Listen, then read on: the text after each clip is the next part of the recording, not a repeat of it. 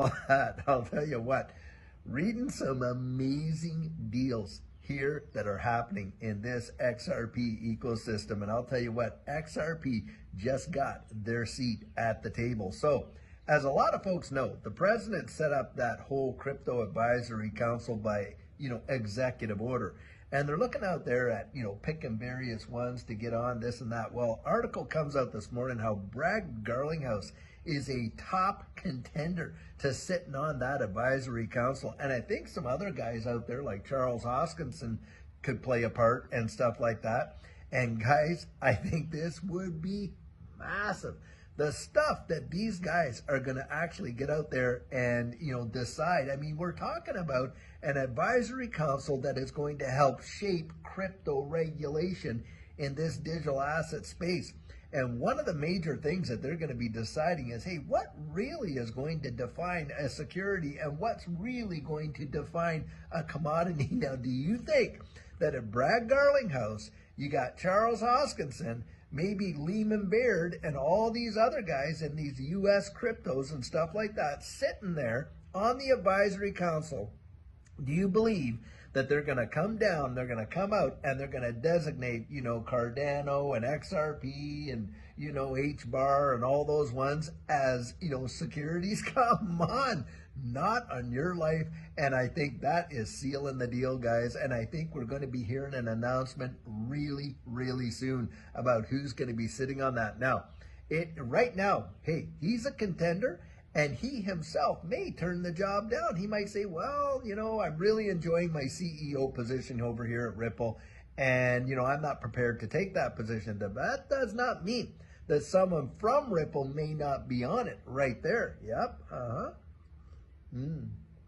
Now, if he can maintain, his corporate duties over there as the CEO of Ripple, then I think Brad Garlinghouse would absolutely jump at the chance, because what an opportunity in history, guys, in history, to literally be one of the framework builders of what the crypto regulation in the United States is going to look like. That is going to go down in history books, to be sure. And the major lasting impacts, we're talking impacts that could literally, last 10, 20, 30, 40, 50 years should Jesus tarry. I mean, do you just think of this? We got this Howey test way back in the 1940s.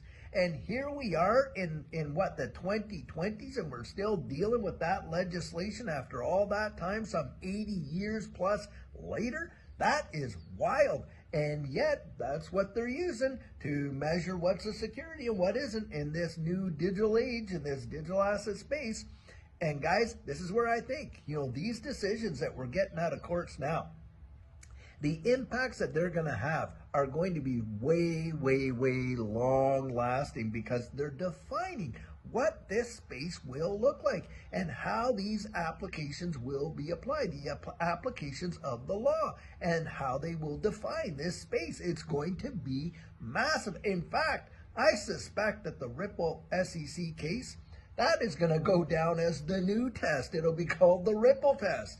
Watch and see. I'm not kidding. I think history is being made right before our very eyes, and a lot of people are out there, they're absolutely missing it. And these guys poo-poo and XRP the way they have. And oh, by the way, did y'all see what Mike Novogratz recently was saying there, where he came out and he said he was wrong about Ripple and XRP and all that, and said, well, I just didn't think it had the same. But come on, Mike Novogratz has probably holds on to some XRP and from a way back. This is just a dog and pony show. But look, and he's not the first either. Peter Brandt, major traditional trader for decades upon decades, and coming out saying, hey, I was wrong about XRP as well, and on and on. And these guys are coming out. Now, isn't it interesting that these guys are changing their tune right at this point in history, right at this time? Guys, can you make this up? You can't. Do you really believe it's just coincidence? Come on. Wow. I mean, I think the whole thing was planned right from practically day one. We know for an absolute fact that, a lot of these, digital assets that were around way before now, if you think that XRP just came on the scene, no, guys, believe it or not, you want to search the history of Ripple and XRP and all that kind of stuff, you have to go to all the way back into Canada, because that's where it was really established, guys. You look up Ryan Fudger and you see where it all came from and where